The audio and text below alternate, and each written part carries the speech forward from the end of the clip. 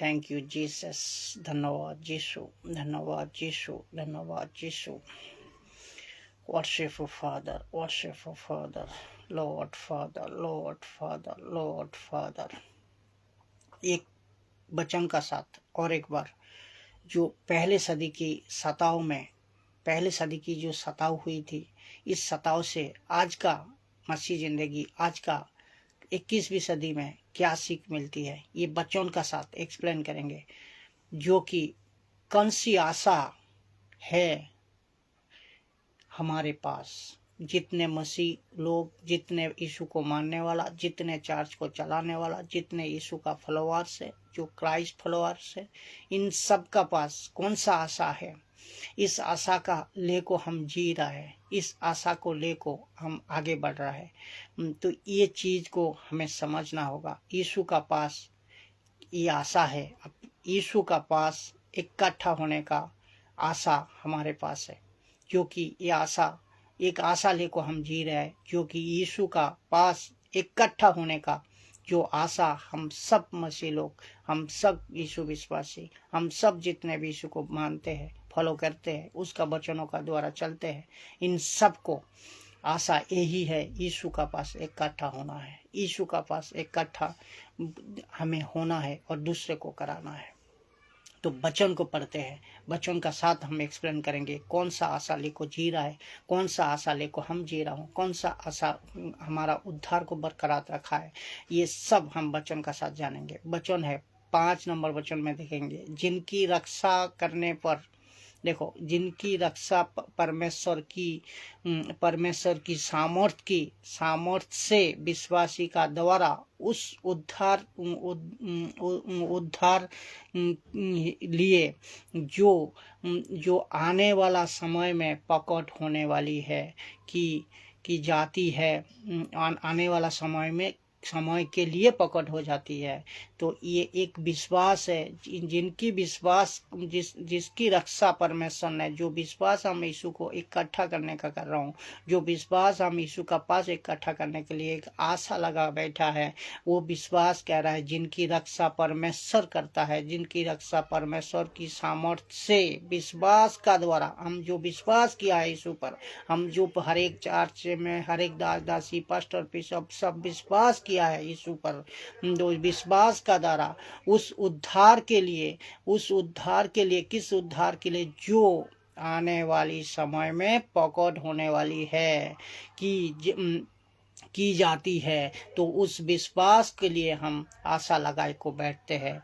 एक दिन मैं सबको बताना चाहता हूँ, और सब मनुष्यों को बताना चाहता हूँ, इस प्लेनेट पे, इन पृथ्वी पे, इन ग्रहों पे जितने भी इंसान है, जितने भी, कोई भी धर्म का क्यों ना हो, कोई भी इंसान क्यों ना हो, पर बाकायदा इंसान होना चाहिए, एक दिन इसी प्लेनेट पर, इसी पृथ्वी पर, इसी धरती पर, बहुत ध्यान लगाकर सुनिएगा जो मैं कहना चाह रहा हूँ, ये सब सुनिएगा, चाहे हिंदू हो, चाहे मुस्लिम हो, चाहे सिख हो, चाहे ईसाई हो, चाहे बौद्धिस्ट हो, जो कोई भी धर्म का क्यों ना हो, इन सबको, इंसान को, इस पृथ्वी में, इस प्लेनेट पे अभी जो आप जी रहे हो, अभी जो आप उपस्थित हो, इस प्लेनेट पे आप जी रहे हो, इसी प्लेनेट पे एक दिन यीशु आएगा। इस आशा पर हम जी रहे हैं, इस आशा पर हम आगे चल रहा है, इस आशा पर हम मसीहत को आगे बढ़ा रहा है।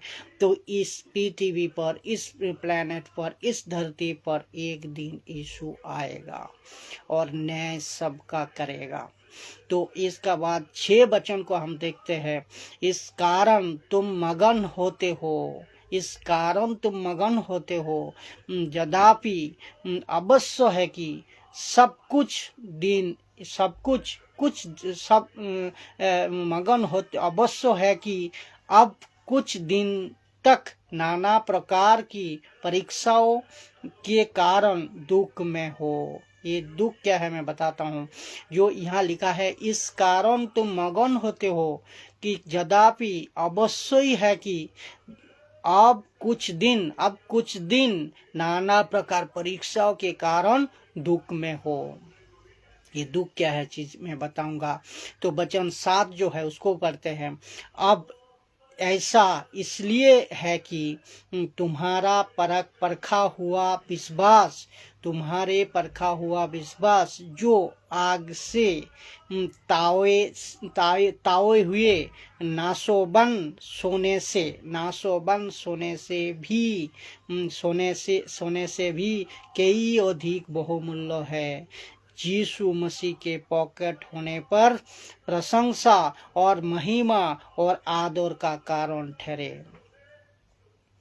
अभी ये वचन 8 को भी पढ़ते हैं। उससे तुम बिना देखे प्रेम रखते हो। हम सब आज बिना देखे प्रभु से प्रेम रखते हो और अब तो इस पर बिन देखे भी विश्वास करके ऐसे आनंदित और मगन होते हो जो वर्णन से बाहर है और महिमा से भरा हुआ है। तो मैं आऊँगा ये दुख में, क्या ये दुख का ऊपर मैं आऊँगा, इसको हम समझाएंगे। जो ये वचन जो पढ़े है, इस वचन का गहरी अर्थ है, इस वचन का गहरी सोच है, इस वचन का गहरी अर्थ है जिसको आपको समझना जरूरी है। ये कुछ दिन तक नाना प्रकार की परीक्षाओं के दुख में हो। तो ये कलेसिया, ये क्या है दुख, ये कैसे दुख, ये क्यों दुख? कलेसिया पहले सदी में दुख में था। ये आप सब मसीह जनता को, आप सब यीशु विश्वासी को, आप सब यीशु को मानने वाले को ये समझना होगा। ये वचन इसलिए है जो कि पहले सदी में कलेसिया दुख में थी। क्यों? प्राचीन रोम के सम्राट, मैं बता रहा हूँ, प्राचीन रोम के सम्राट नीरो ने शहर में आग लगा दी थी। आप सब जानते हो, प्राचीन जो रोम के सम्राट था नीरो, इन्होंने शहर में आग लगा दी थी। तो ये जानबूझकर आग लगाई थी क्योंकि और उस वक्त नीरो क्या कर रहे थे? उस वक्त नीरो बांसुरी बजा रहे थे। तो मैं आपको बता दूं, तो इसका पीछे एक वजह था, इसका पीछे एक कारण था, और वो वजह क्या है? जब रोम के नीरो ने आग लगा दी तो वहाँ एक प्रकार हलचल मच गया था, एक गजब की कहानी हुआ था। तो और उस नीरो के ये करना क्यों था? ये नीरो इस तरह क्यों करना था? वहाँ 2 लोग थे जो जिस टाइम ये घटना घटी थी, वहाँ 2 लोग थे। एक था पतरस और यीशु का चेले, और दूसरा था पौलुस, वो भी यीशु का चेले। तो मसीह उन दिनों में बहुत बड़ी तादाद में फैल रही थी। मसीह का प्रचार, मसीह का सुसमाचार, मसीह का राज्य उस समय बहुत बड़ी तरह फैल रही थी, और मसीह समाज उसमें बहुत जागरूक हुआ था। यीशु का वचन को लेकर बहुत लोग सीखे थे, बहुत लोग यीशु का वचन को लेकर ग्रहण किए थे, और मसीह जिंदगी बढ़ते गया, फैलते गया। उसने कहा तो को बड़ी तेजी से फैल रही थी। तो नीरो ने कहा क्या? उसने कहा, देखो ये जो शहर में आग लगा दी थी, ये कुछ लोग किया था, जिसके वजह से लगी थी ये आग। और वो जो आग लगाया है लोग है, वो सब मसीह लोग हैं। तो नीरो ने सिपाही को भेजे, और जिस घर में मसीह का लोग होते थे, उस घर सब घरों को पकड़ कर मसीह को हत्या या कत्ल कर देते थे। कौन? नीरो ने। हर एक मसीह घर में घुस को, जो मसीह को मानने वाला था, सिपाही भेज को नीरो ने हर एक मसीह घर में घुस को, जो मसीह को मानते थे, ये मसीह को पकड़ कर हत्या की थी और कत्ल कर देते थे। तो भरी सताव का जो वक्त चल रहा था, भरी सताव का जो वक्त चल रहा था, वो चल रहा था 64 एडी, 64 एडी या 67 एडी, या इतने ये भी कह सकते हो आप। अर्थात और इससे पत्रोस और पौलुस दोनों जो महान व्यक्ति थे, पत्रोस और पौलुस जो महान अपोस्तल थे, तो रोम ही में एक ही शहर जो कि नाम था रोम, उसी रोम में 64 से 67, ऐसा कह सकते हो आप 70, ऐसा बोल सकते हो आप 70 एडी में, 70 का सदी में रोम सम्राट के हाथों मारा गया था। कौन? पत्रोस और पौलुस। किसमें? इस मिस्र रोम शहर में, और एक ही नीरो का वक्त में ये हुआ था, सम्राट नीरो का वक्त में। तो ये दोनों अपोस्तल था, जो कि एक था पत्रोस, यहूदी का प्रेरित था वो पत्रोस, और पौलुस था अन्य जातियों का प्रेरित। ये सब आप लोग बाकायदा जानते हो। तो ये दोनों अपोस्तल महान था, जिस एक ही शहर ने इनको तबाह कर दी थी, एक ही शहर ने इनको मार दिया था, एक ही शहर ने इनको कत्ल कर दिया था। अब इन दोनों को रोम की सरकार ने नीरो का वक्त में कत्ल कर दिया था। तब जाकर पौलुस कहता है, जब कत्ल कर दिया था, तब जाकर पौलुस कहता है, ये कुछ दिनों का कलेश है, ये कुछ दिनों का दुख तुमको है। किस इसी वजह से ये लिख को गया। पौलुस तब लिखा ये चीज़ को जब इस कत्ल हो गया था, जब ये चीज़ हो गया था, उनको पता हो गया जो इन सब दोनों में रोम में कत्ल करने का बाद, तब पौलुस जाकर कहते हैं, ये कुछ दिनों का कलेश है और कुछ दिनों का दुख तुमको है। किसको? कलेसिया को है। किसको? मसीह जिंदगी को है। किसको? मसीह मारने वाला को है। अब जिसको चलते कलेसिया क्या किया था साहब पता है? जिसको चलते कलेसिया क्या था पता है? तो इतना कुछ यहाँ इतना कुछ हो रहा है, जब लोगों को कत्ल किया जा रहा है, तब पतरस ने क्या कहा था? लिखिए वचन 8 को देखते हैं। उससे तुम बिन देखे, तभी पतरस ने ये चीज वचन को बताया, ये वचन को खुलासा दी। मैं वचन को पढ़ने जा रहा हूँ, जो कि पतरस ने क्या कहा, जो उससे तुम बिन देखे प्रेम रखते हो। किससे? यीशु से। बिना देखे सब मसीह को प्रेम कह रहा है, आप प्रेम रखते हो, और अब तो उस पर बिन देखे भी विश्वास करके ऐसा आनंदित और मगन होते हो, जो वर्णना का बहार और महिमा से भरा हुआ है। तब जब कलेसिया सताव जाती थी, तो तुम खुश होते थे। उसका मतलब क्या? तब जब कलेसिया इस तरह सताई जाती थी, उन दिनों में, पहले सदी में, पतरस का पौलुस का टाइम पे, तो तब तुम कलेसिया जब सताई जाती थी, इन सब ने क्या करते थे? इन सब ने खुश होते थे और मगन होते थे। और वो भी बता को गया आप सबको, जो आप जब सताव आपका ऊपर आए, जब सताव आपका ऊपर पड़े, तब आप क्या करना? खुश होना है। आप क्या करना? मगन होना है। आप सबको मैं याद दिलाता हूँ, जो कि यीशु मसीह ने बताया है, जो आपका लूका का किताब याद होगा, जो 6 नंबर अध्याय 22 से 23 नंबर वचन जब पढ़ोगे, उसमें लिखा है, यीशु कहते हैं, जब तुम सताए जाओ, तब तुम आनंदित होकर उछलना।